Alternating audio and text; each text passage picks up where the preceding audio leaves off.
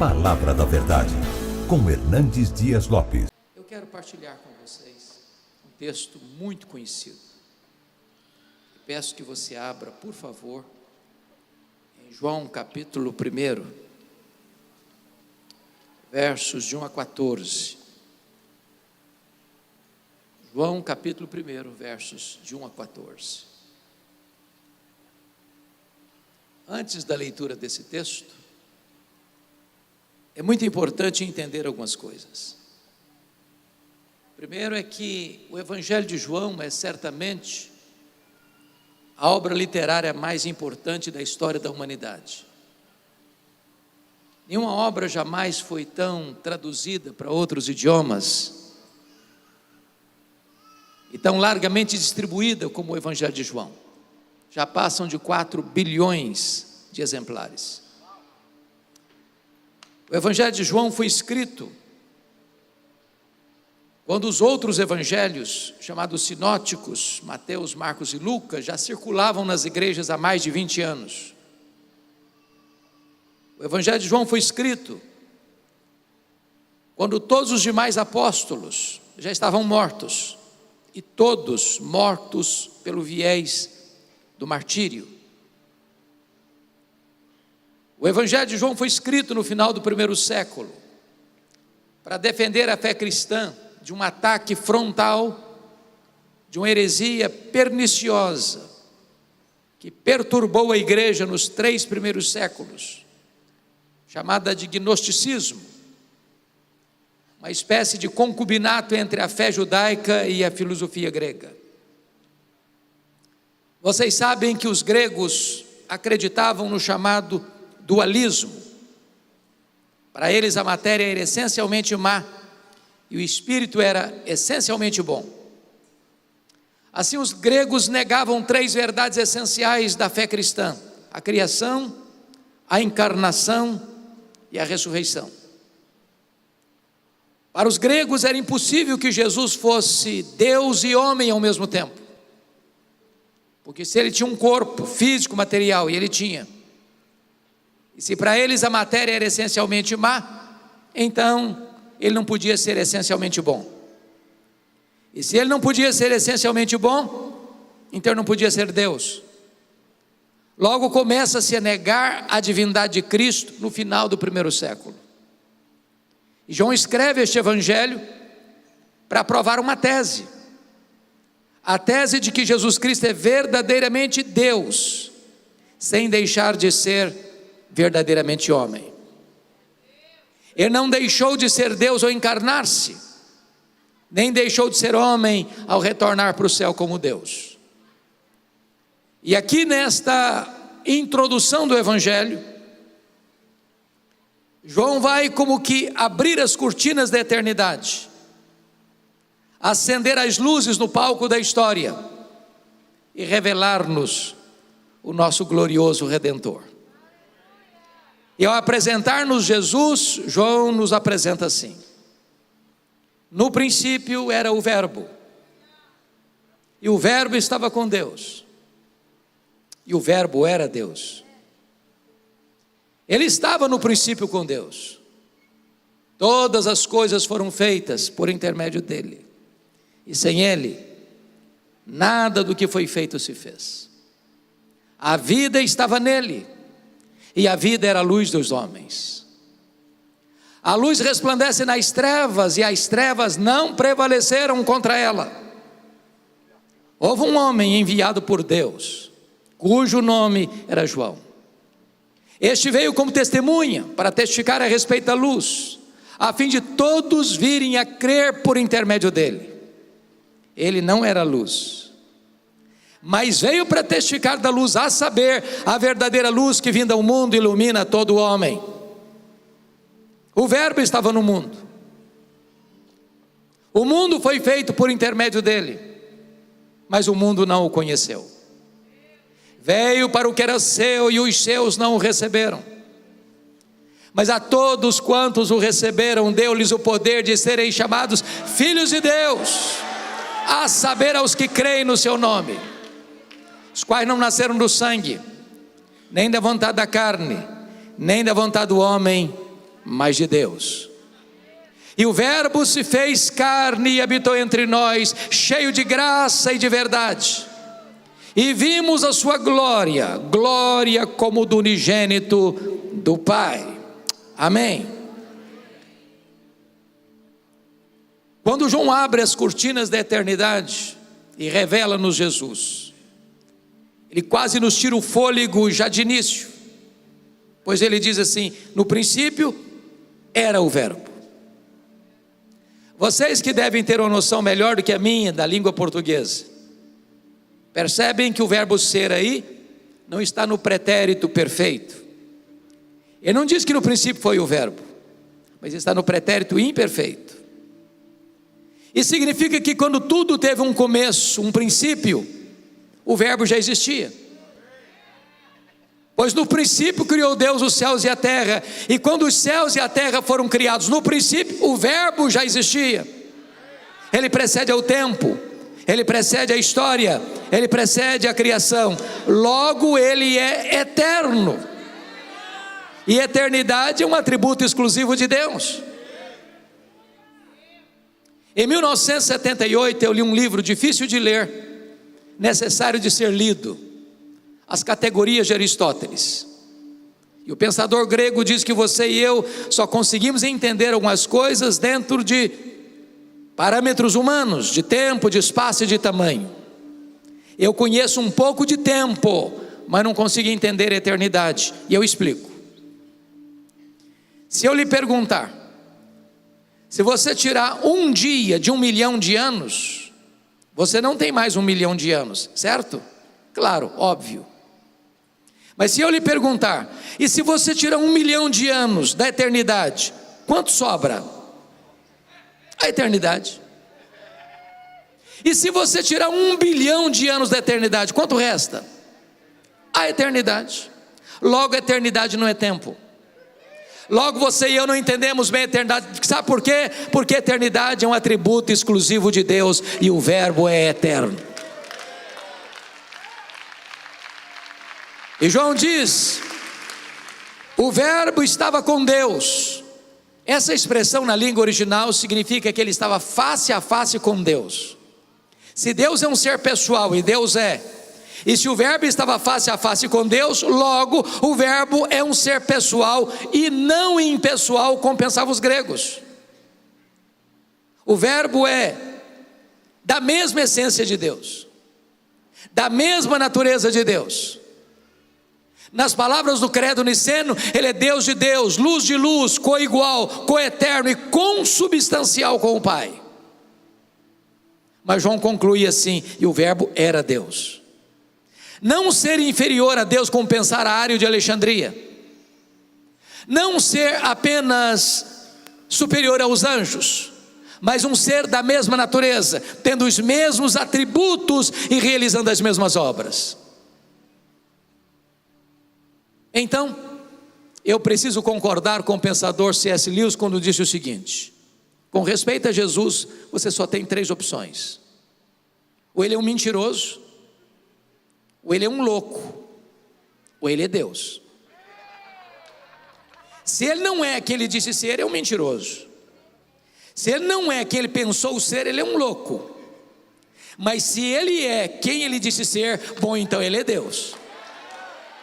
Pois foi ele quem disse: quem me vê a mim, vê o Pai, eu e o Pai somos um. Só nos resta curvarmos-nos aos seus pés e dizer como Tomé: Senhor meu e Deus meu. E João prossegue e diz: ele estava no princípio com Deus. Que princípio? Ora, no princípio criou Deus os céus e a terra. Quando os céus e a terra foram criados, o verbo, o nosso glorioso Redentor, estava lá.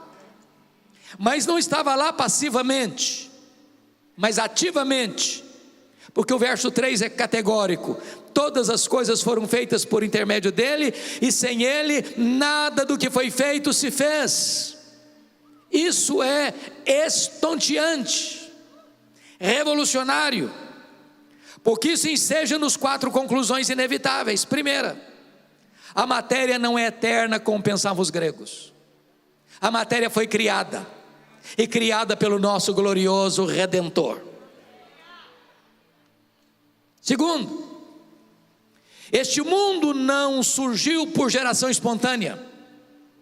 A teoria da geração espontânea não está calçada com a verdade. Perdoe-me da expressão, este mundo não pariu a si mesmo. Este mundo não surgiu por vontade própria. O nosso glorioso Redentor chamou à existência as coisas que não existiam e do nada criou todas as coisas. Terceiro, este mundo não surgiu de uma mega explosão cósmica. A teoria do Big Bang também não está amparada na verdade. Sabem por quê? Porque o caos. Seria mais fácil eu acreditar que se eu jogasse para o espaço 1 bilhão de letras, elas caíssem como uma grande enciclopédia, do que eu acreditar que uma mega explosão produziu esse universo tão vasto, com movimentos tão harmônicos, com leis tão precisas. Eu posso até lhes garantir que é preciso ter mais fé para ser um ateu do que para ser um crente. Pensem comigo, nós estamos no planeta Terra, não foi o acaso que nos deixou aqui, nós estamos rigorosamente onde deveríamos estar. Se nós estivéssemos mais perto do Sol, morreríamos queimados. Se nós estivéssemos mais longe do Sol, morreríamos congelados. Não foi uma explosão, não foi o acaso que nos deixou aqui, foram as mãos do nosso glorioso Redentor. Pense comigo na Lua. Vocês sabem que a Lua é a faxineira do planeta Terra. Não houver a Lua com as suas fases, não haveria as marés dos oceanos. Se não houvesse as marés dos oceanos, as nossas praias se encheriam de lixo e a vida seria impossível no nosso planeta.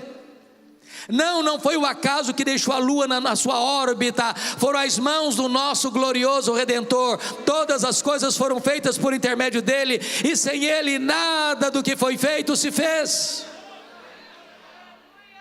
Quarta conclusão inevitável: este mundo não é resultado de uma evolução de milhões e milhões de anos. Em 1959, melhor dizendo, em Londres, na Inglaterra, Charles Darwin publicava o seu livro A Origem das Espécies. A primeira edição esgotou-se no dia do lançamento. De lá para cá, essa chamada teoria da evolução tem sido ensinada nas escolas, desde o ensino fundamental até o pós-doutorado, como uma verdade científica. Falta-lhes, entretanto, a evidência das provas. Precisamos compreender que criacionismo não é artigo de religião. Criacionismo é artigo de ciência. O que nós cremos pela fé é que este mundo que foi criado, e a ciência prova que ele foi criado por Deus, o nosso glorioso Redentor. Isso é artigo de fé.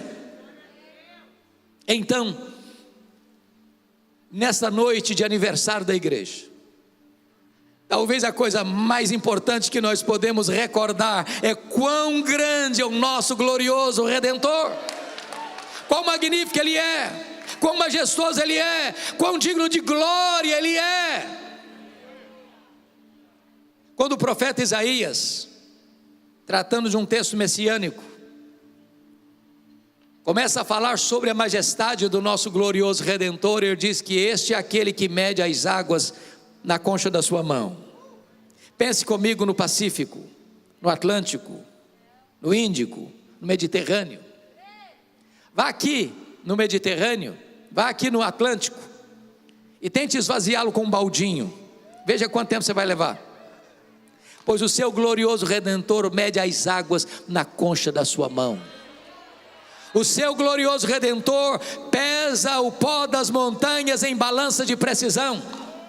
O seu glorioso Redentor mede os céus a palmos. O seu glorioso Redentor espalha as estrelas do firmamento, e por ser forte em força e grande em poder, quando a chama pelo nome, nenhuma delas vem a faltar. Este é o seu glorioso Redentor. Ele olha para as nações poderosas, as grandes potências econômicas e militares do mundo, e considera todas essas nações como um pingo que cai num balde, como um pó numa balança de precisão. Este é o nosso glorioso Redentor. Agora pergunte para um astrônomo: qual é o tamanho desse universo que ele mediu a palmos? Pergunte. Se ele for honesto, sabe qual é a resposta dele? Eu não sei. Quando ele diz eu não sei, ele não está confessando uma ignorância absoluta, não, porque essa é uma matéria em aberto ainda. Nenhum ser humano até hoje conseguiu dizer: aqui está o último limite do planeta, ou melhor, o último limite do universo. E eu posso lhes garantir que o universo não é infinito, porque a infinitude é um atributo exclusivo de Deus. Agora, o que os cientistas já descobriram e já declaram com toda certeza é que o nosso universo tem mais de 93 bilhões de anos-luz de diâmetro. E o que significa isso? Significa que se você voar a velocidade da luz, 300 mil quilômetros por segundo, nessa velocidade, você demoraria mais de 93 bilhões de anos para ir de uma extremidade à outra do universo. E não há um centímetro deste universo onde o nosso glorioso Redentor não possa dizer: isso aqui é meu, eu criei isso aqui, sou dono disso aqui e sou o Senhor disso aqui. Este é o nosso glorioso Redentor. Pergunte a um astrônomo quantas estrelas existem. Sabe qual é a resposta dele? Eu não sei. O que eles já sabem e afirmam é que há mais estrelas no firmamento do que todos os grãos de areia de todas as praias e desertos do nosso planeta. Vá um dia aqui na praia, encha a concha da sua mão de areia, leve para casa e bote numa tábua de vidro, e tenha a pachorra, a paciência de contar quantos grãos de areia se consegue botar na concha da sua mão. Pois há mais estrelas no firmamento que todos os grãos de areia de todas as praias e desertos do nosso planeta. E o nosso glorioso Redentor não apenas criou todas elas, Ele batizou cada uma delas pelo nome. E por ser forte em força e grande em poder, quando as chama pelo nome, nenhuma só delas vem a faltar, pois este é o nosso glorioso Redentor. Todas as coisas foram feitas por intermédio dele, e sem ele nada do que foi feito se fez. Até o século passado, nós estávamos boquiabertos com a grandeza insondável do macro-universo. Do século passado para cá, nós já estamos pasmos com a grandeza do micro-universo. Por exemplo, se você pega uma folha tenra e delgada lá no seu quintal, aquela folha é mais complexa do que a cidade de Niterói. Se você for na sua geladeira e pegar um ovo e quebrá-lo, aquela gema é mais complexa do que qualquer máquina que o homem jamais inventou. Dr. John Wilson, catedrático de Harvard, uma das maiores autoridades em oftalmologia no mundo, diz que você e eu temos mais de 10 milhões de fios duplos encapados em cada um dos nossos olhos, e se não for assim haveria um curto-circuito e nós ficaremos cegos. Dr. Marshall Nirenberg, prêmio Nobel de Biologia, fez uma das mais fantásticas descobertas no século passado. Ele descobriu que você e eu somos um ser programado geneticamente, computadorizadamente programados. Ele descobriu que você e eu temos mais de 60 trilhões de células vivas no nosso corpo. Ele descobriu que em cada uma dessas células tem 1,70 m de fita DNA, onde estão gravados e computadorizados todos os seus dados genéticos, a cor dos seus olhos, a cor da sua pele, o seu temperamento. Se você espichar a fita DNA do seu corpo, você terá 102 trilhões de metros de fita DNA. Você terá 102 bilhões de quilômetros de fita DNA no seu corpo. Dá para dar diversas voltas no sistema planetário. Mais tarde o Dr. Lowe vai afirmar que códigos de vida não se originam espontaneamente, códigos de vida não se originam de uma explosão, códigos de vida não se originam de uma evolução de milhões e milhões de anos, códigos de vida foram plantados em você pelo Deus Todo-Poderoso, Criador dos céus e da terra, e este é o nosso glorioso Redentor. Todas as coisas foram feitas por intermédio dele, e sem ele nada do que foi feito se fez.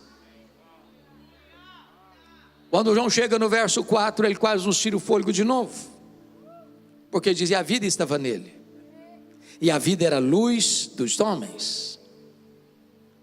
Isso significa que tudo que existe, só existe porque recebeu vida dele. Anjos, homens, animais, universo, enfim. Mas ele é autoexistente. Alguém pergunta: mas quem criou Deus? Resposta: ninguém. Ele não foi criado, ele é o Criador.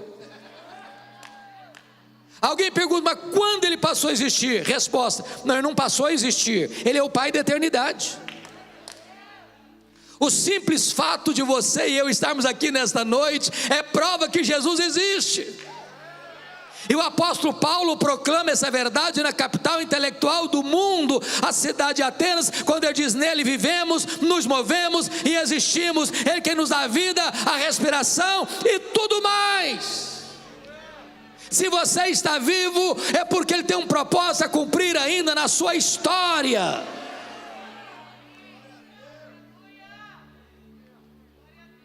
Mas João vai nos dizer algo espantoso. Quando João vai dizer que nele estava, ele era luz, e a luz resplandece nas trevas, e as trevas não prevaleceram contra ela. Nós ouvimos um sermão magnífico agora há pouco, que disse para nós algo, mais ou menos assim: eu nunca vi, jamais verei, em qualquer lugar ou em qualquer tempo, a luz ter medo das trevas.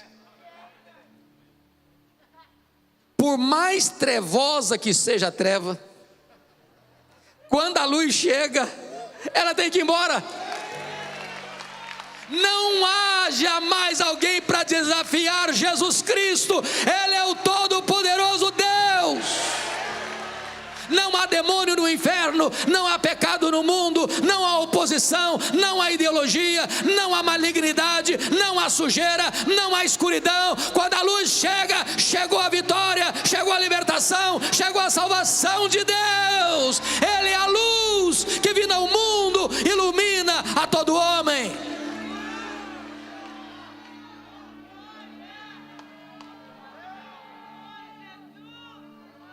Eu disse para vocês que João escreveu este evangelho para provar uma tese.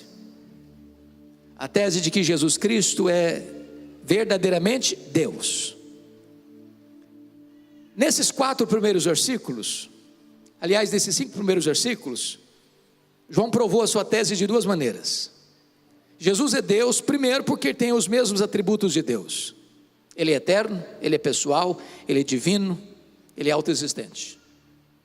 Mas em segundo lugar, ele é Deus, porque realiza as mesmas obras de Deus. Ele é o Criador e ele é o doador e mantenedor da vida. Agora eu preciso lhe dizer algo. Se Jesus é tudo isso mesmo, e ele é, então você não pode sair daqui nesta noite neutro em relação a ele.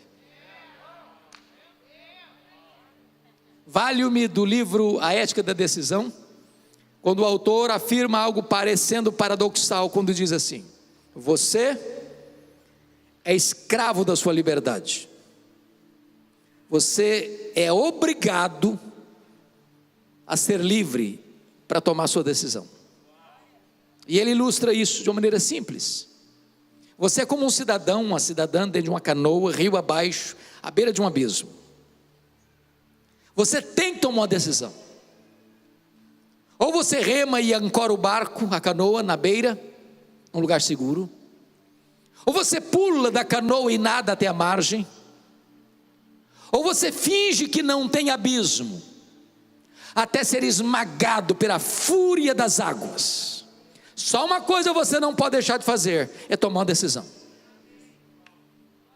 Você é escravo da sua liberdade. Mas talvez você argumente: bom, eu vim para esse aniversário aqui hoje, a convite, eu estou aqui, já escutei uma mensagem, estou escutando a segunda, e eu estou indeciso, não estou tomando decisão nenhuma. Então eu quero lhe dizer uma coisa: a indecisão é uma decisão. A indecisão é a decisão de não decidir. E com respeito a Jesus, quem não é por Ele é contra Ele, quem com Ele não ajunta espalha. E é por isso que a partir de agora, João vai nos apresentar 3 decisões em relação a Jesus. Confiram comigo, a primeira delas, dos versos 6 a 9, é a decisão de João Batista.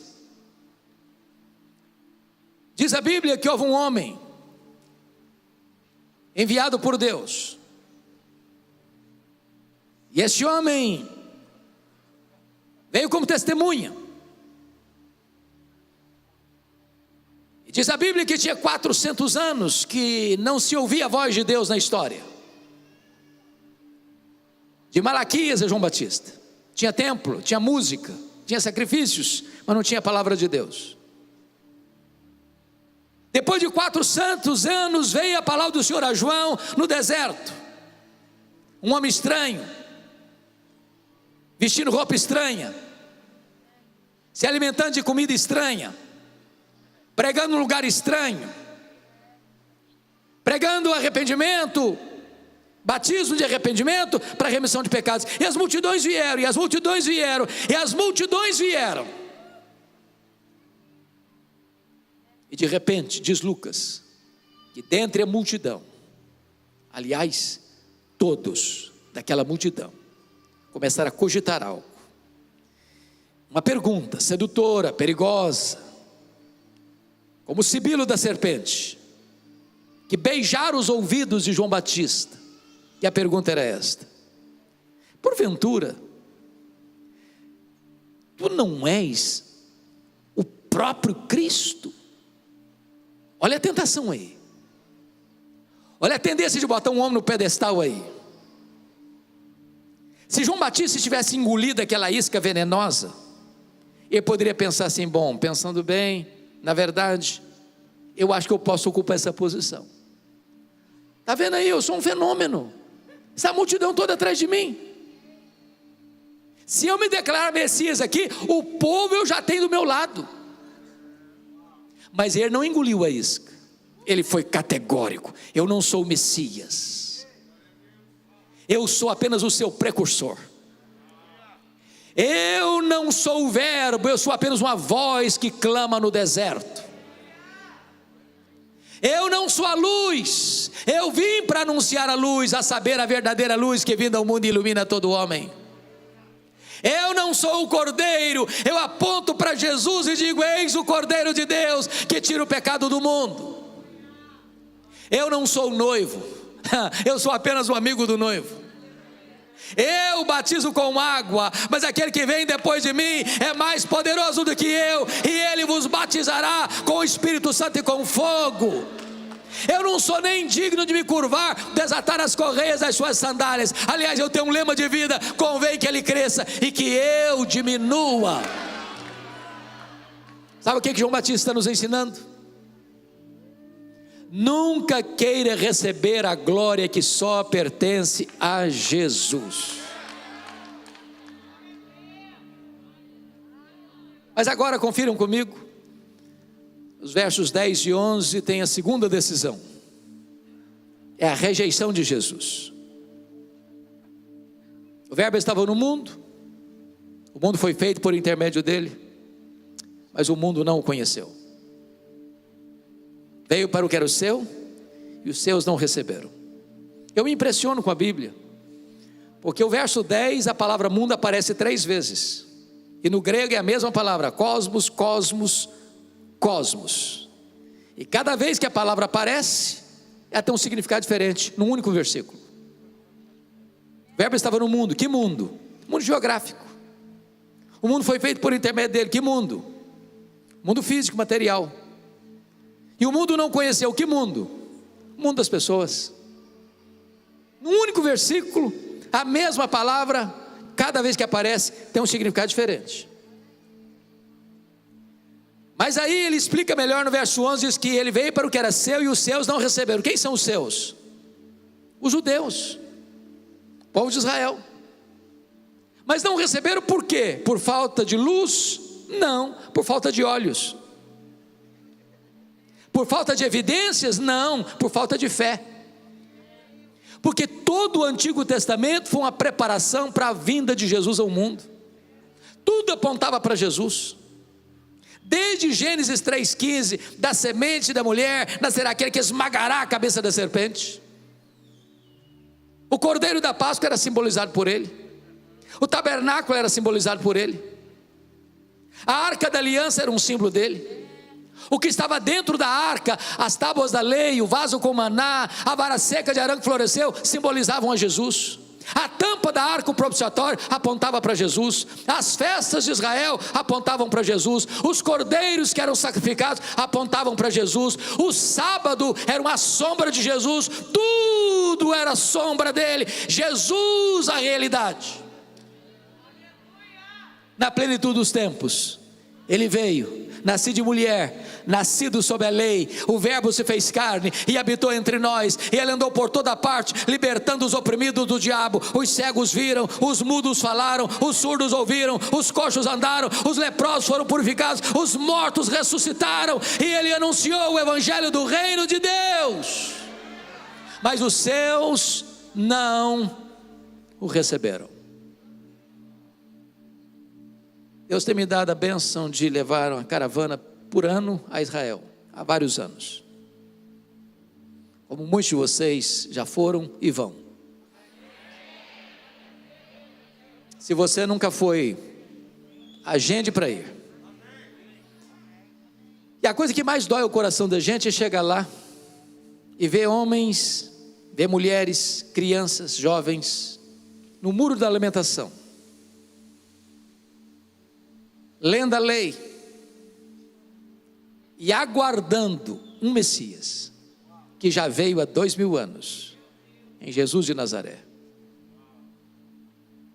Cuidado para que você, com tanto conhecimento sobre Jesus, ainda rejeite o Filho de Deus. Como escaparemos nós se negligenciarmos tão grande salvação? Ouvimos aqui que o Espírito Santo veio para convencer de um pecado: é não crer em Jesus. E há evidências robustas na Bíblia, na história, que Jesus veio, que ele se fez carne, que ele morreu pelos nossos pecados, que ele ressuscitou dos mortos, que ele voltou para o céu, que ele está sentado à destra de Deus, que ele derramou o Espírito Santo, que ele governa as nações, que ele dirige a igreja, e que ele vai voltar visivelmente, audivelmente, pessoalmente, inesperadamente, repentinamente, gloriosamente.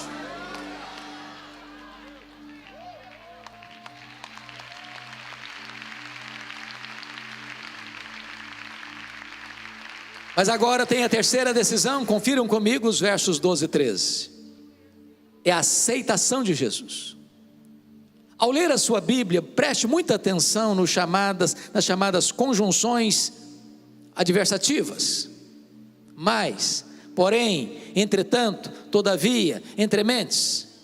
Em virtude da rejeição de Israel, está escrito: mas a todos quantos o receberam, deu-lhes o poder de serem feitos filhos de Deus. A grande pergunta é: todos quem? Todos quantos? E a resposta é todos, judeus e gentios, todos, homens e mulheres, todos, crianças, adolescentes, jovens, adultos, velhos, Todos ricos, todos pobres, todos doutores, todos analfabetos, todos ateus, todos religiosos, todos brancos, todos amarelos, todos pardos, todos negros, todos aqui, todos ali, todos além. Não importa de onde você vem, não importa para onde você vai, se você receber a Jesus, você recebe o poder de ser feito filho de Deus. É claro então que nem todos são filhos de Deus. Ser filho de Deus é uma coisa natural. Ninguém é filho de Deus porque nasce num país chamado cristão. Ninguém é filho de Deus porque frequenta uma igreja chamada cristã. Ser filho de Deus é a coisa mais radical que pode acontecer na sua vida. É você receber um novo coração, uma nova mente, uma nova vida, uma nova família, uma nova herança, uma nova pátria. Mas João não quer que você nem eu saiamos daqui confusos sobre o que significa ser filho de Deus. Então ele explica detalhadamente no verso 13: os quais não nasceram do sangue. Sabe o que significa isso? Ser filho de Deus não é algo hereditário.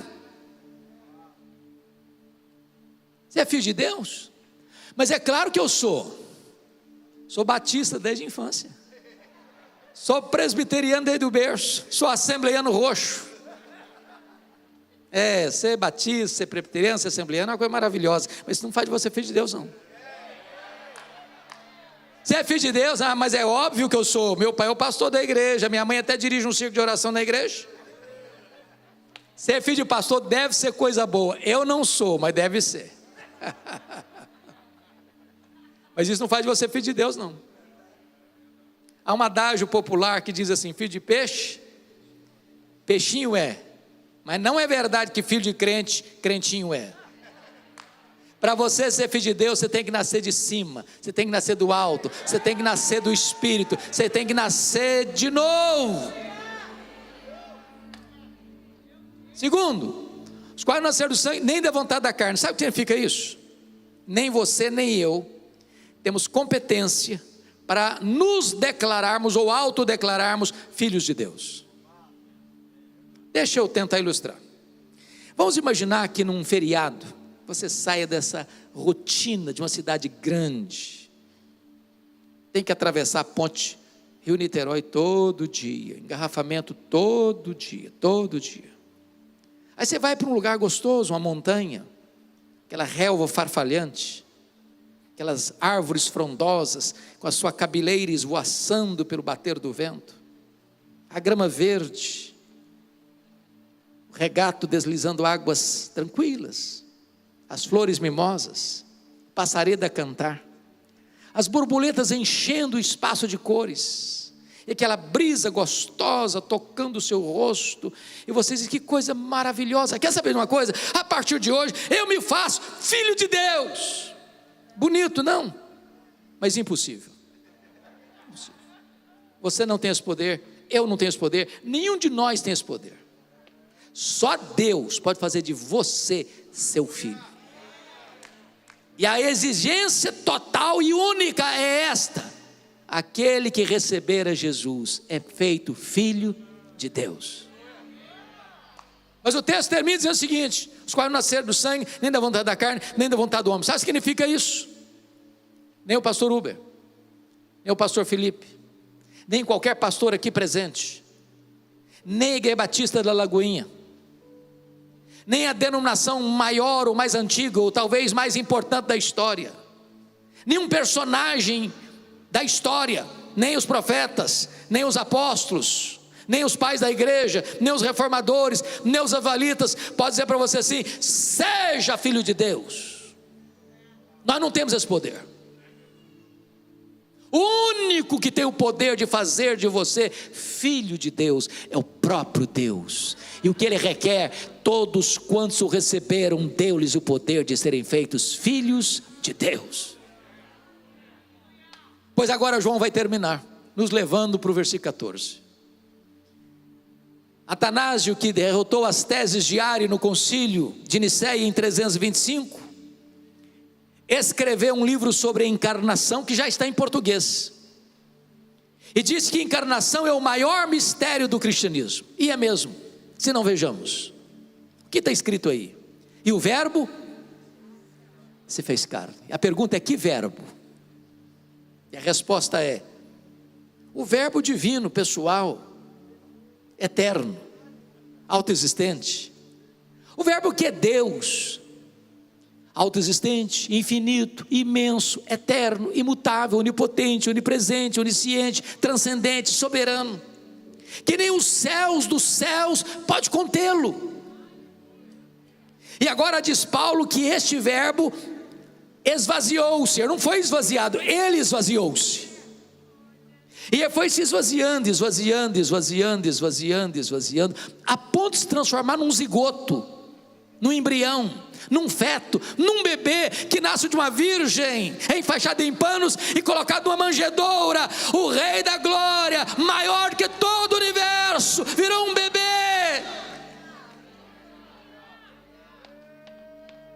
Mas ele não veio para ficar longe de nós, sentindo náuseas de nós, nojo de nós. Ele veio para habitar entre nós. Ele vestiu pele humana, ele calçou as sandálias da humildade, ele pisou o nosso chão, ele comeu o nosso pão, ele bebeu a nossa água, ele chorou a nossa lágrima, ele sentiu a nossa dor, ele carregou com o nosso pecado sobre o seu corpo no madeiro, ele morreu pelos nossos pecados, ele ressuscitou para a nossa justificação, ele voltou para o céu, ele derramou o Espírito Santo, ele está intercedendo por nós e ele voltará para nós.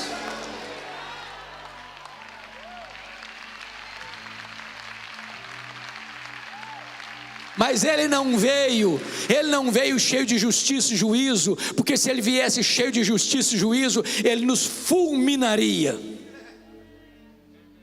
A Bíblia diz que o melhor de nós, as nossas justiças, aos olhos dele, não passam de trapos. E eu fico pensando, pastor Rubens, se o melhor de nós, aos olhos dele, não passam de trapos, e o pior de nós, o que seria? Ah, louvado seja Deus, ele veio até nós cheio de graça, nos apanhou arruinados, sujos, contaminados, depravados, condenados, mortos, e ele nos deu vida, e ele nos lavou, e ele nos limpou, e ele nos transformou, e ele nos perdoou, e ele nos restaurou, e ele nos fez membros da família de Deus. E diz João que nós vimos a sua glória como do unigênito do Pai. Você sabe que glória não é um atributo de Deus, como é a santidade, a justiça, a misericórdia. Glória é a somatória de todos os atributos de Deus no seu resplendor máximo. Quando Deus mandava um profeta no Velho Testamento, ele apontava via de regra para um atributo: Isaías em sua santidade, Amós a justiça, Oséias a misericórdia. Mas quando Jesus veio, ele não veio para enfatizar este ou aquele atributo, ele veio para revelar Deus na sua plenitude. Sabe por quê? Ele era a exata expressão do ser de Deus, ele era o resplendor da glória, habitava nele toda a plenitude da divindade. Ele pois é: quem me vê a mim, vê o Pai, porque eu e o Pai somos um.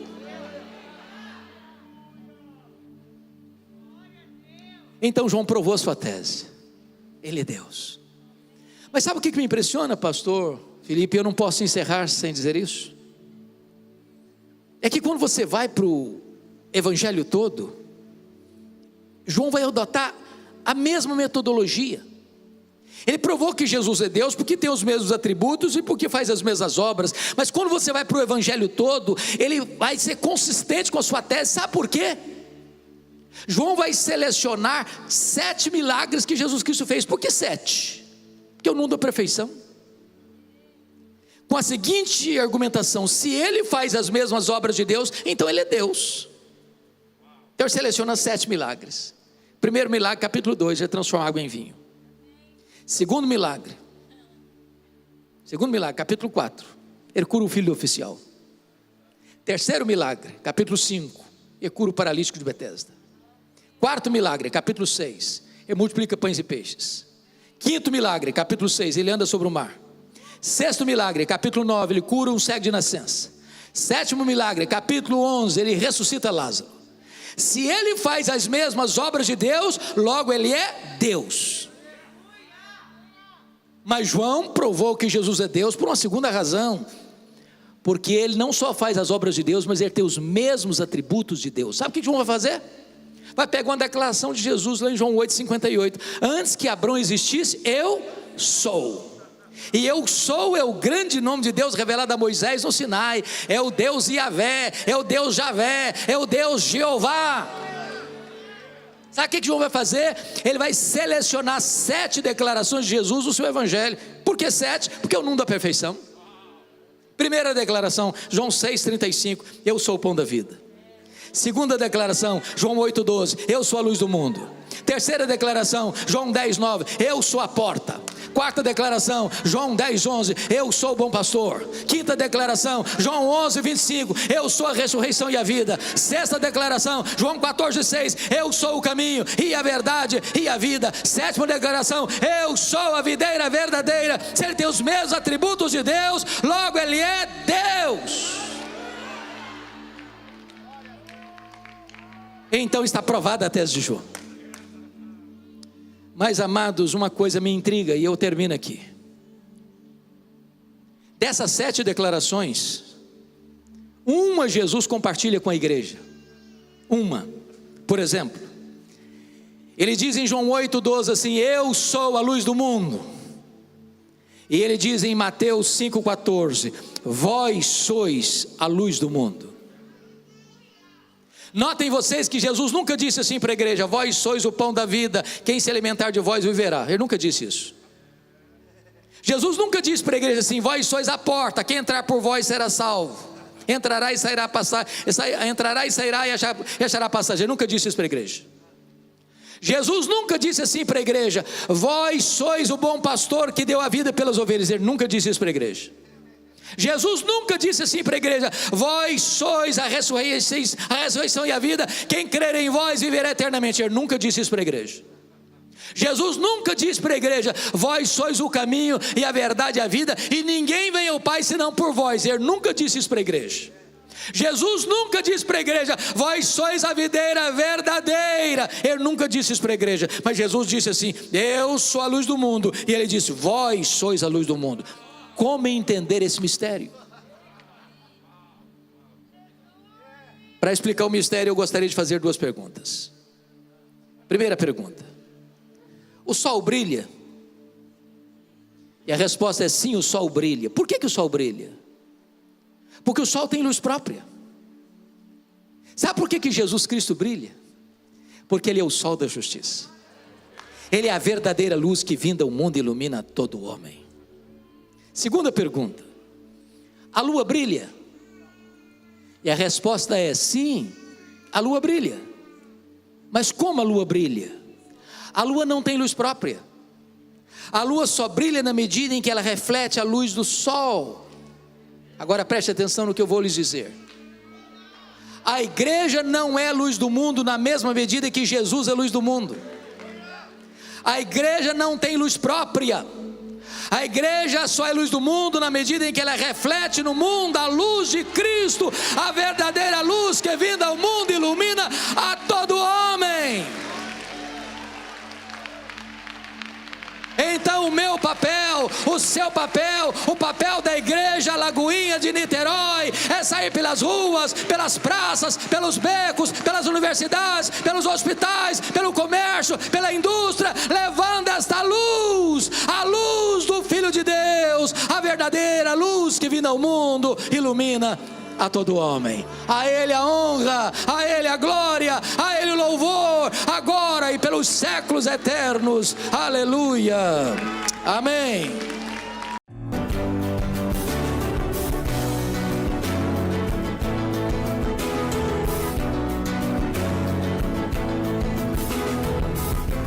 Palavra da Verdade, com Hernandes Dias Lopes.